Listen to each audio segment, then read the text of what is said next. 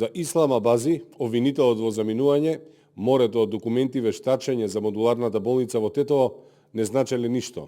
Не значел ништо ниту фактот што 14 лица живи изгореа во истата болница.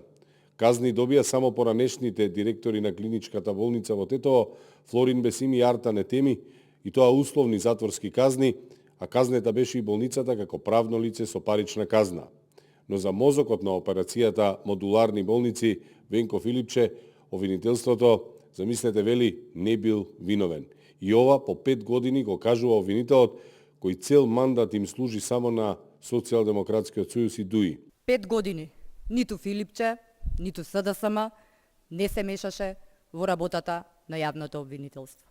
Не вршеше притисок, не ја коментираше постапката, не бараше заштита.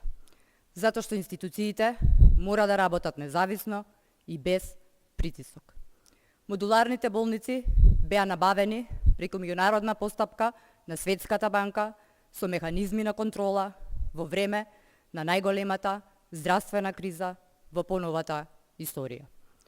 Тие болници не се градеа за тендерски профит, туку за да се спасуваат животи.